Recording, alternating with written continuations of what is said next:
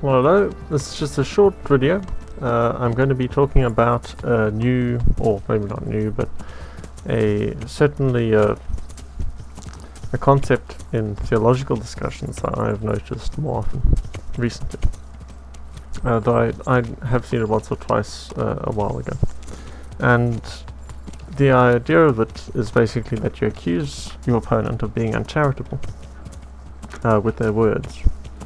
So how this might look is you're having a discussion about some theological point, like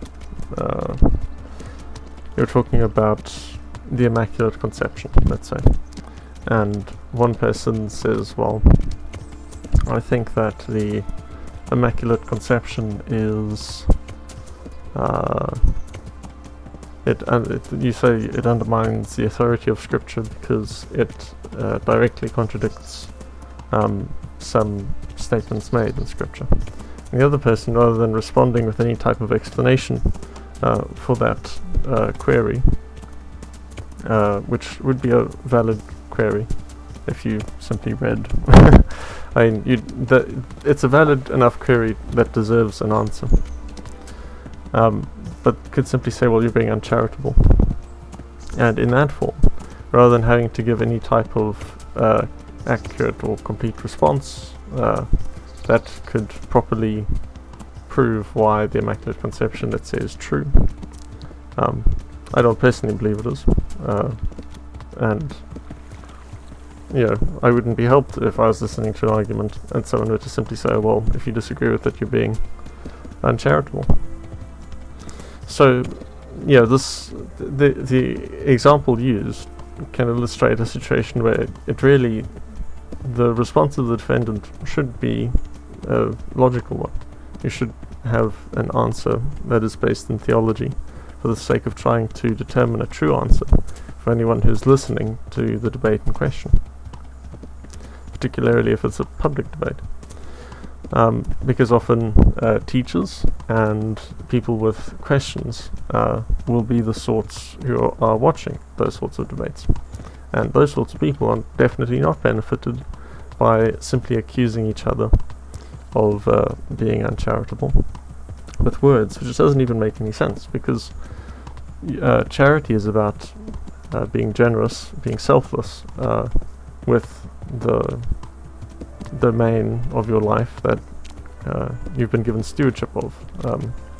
If you've been given very little, then you can be charitable by being generous with very little. Or you can be equally charitable by being very generous with very much. And this is, it's really the more uncharitable thing, is to not prioritize truth for people who are listening to a given debate above everything else. So this concept, I thought that it would just sort of stop, because it's a ridiculous argument, because that's just not an accurate understanding of what charity is. To describe charity as being to simply ignore queries or concerns, even if they're serious, about a given belief, especially if it's a theological belief, in a theological discussion where every member of the discussion has come forward and chosen to speak about whatever the given topic is, to then turn around and start accusing the other person of being uncharitable is like it's almost like a surprise attack. they wouldn't be expecting it. It's like a sudden slap across the face.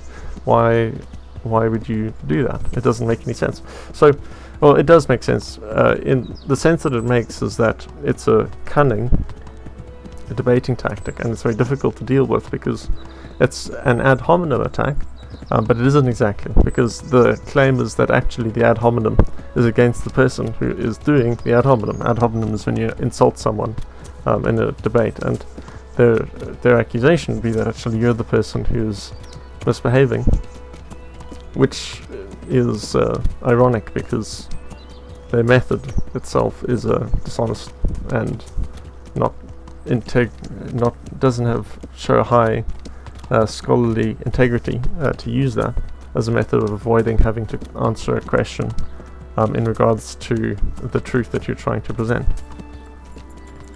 So this is like this whole argument is one that I think matters, because we shouldn't be allowing people to get away with teaching false theology and then defending it with a statement that if you're disagreeing with it, or if you have a serious complaint against it, then you're being uncharitable to it. And you could say that the person's argument, that it's a straw-manning an argument, but it isn't straw-manning an argument. Typically when I see it being used, it isn't used as a defense against a straw man. It's used just as a way of avoiding having to answer a question, or avoiding having to deal with an attack and arresting the momentum of a given argument, which then makes it much harder for anyone who's listening to actually get an accurate understanding of which concept would be true versus which one would not be true, which at the end of the day is all that matters. You want to be teaching truth. That's what matters. It doesn't matter if one side feels that they've been particularly honored over the other side, because that's irrelevant. So if the other thing is that I see this used as a way of defending oneself after bad behavior. So for example, using an ad hominem attack, and then when being called out on it, saying that the person calling them out is uncharitable, because although they may be accurate in what they said, they aren't being charitable with their words. And that charity isn't about being truthful, but about being gracious. Now, you see how that contradicts, how actually demonic that is, when you bring that into a conversation about theology, which is all about teaching truth, Christ's truth, to people, spreading his teaching through the church. And then you say, oh well, actually truth doesn't matter, being gracious matters. Being gracious not just to anyone, but to specifically the person who has signed up willingly to be a part of this discussion. So it really is a terrible argument. It's a terrible thing, and if it's allowed to continue, it will protect heresy, because it doesn't rely on truth. In fact, its very design is that it claims that opposition between truth and love, which isn't there, because it's loving in debates to be teaching truth, because that's what people need. That's what actually benefits people. When you think about it, the actual real world effect is the effect that it has on people who look at it with questions, and pastors who are looking at it to get understanding that they can then bring to their church. And if you're getting false ideas out of it because of some debating tactic that isn't based in honesty, but is rather based in trying to be protecting the dignity of one of the people arguing, even when they're wrong, is a terrible it's a terrible thing, because you split aside love and truth in the very in a discussion that's very nature is to be discussing truth. So that I wanted to talk about that, because I'd like it if anyone who listens to this doesn't get fooled by that. I don't have a name for this tactic. I think it would be much easier to deal with if there was a name for it. But if you can at the very least recognize it, it shouldn't have too much impact, because you should be able to recognize the dishonest nature and untrustworthy nature of that tactic, and also avoid using it yourself. So that's the video. Be careful of that, because that sort of use in theological debates can lead to teachers teaching other teachers false things, which can then lead to those teachers teaching false things at their churches, and that can cause a huge problem. So avoid that, be careful of that, always be wary when you see someone using that tactic, and be equipped to deal with it if that happens.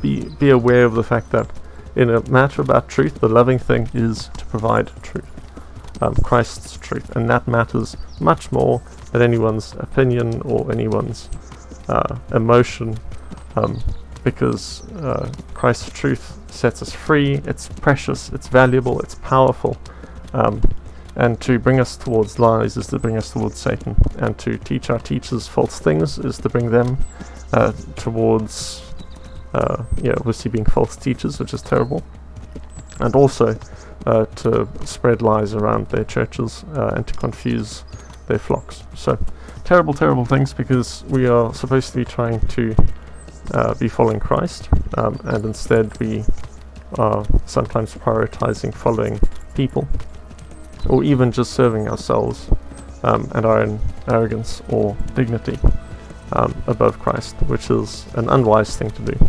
So yeah, be aware of that, be prepared for that sort of tactic, and I hope you all, and those who don't listen to this, are blessed by God to be wise and to gain understanding. Thank you for listening.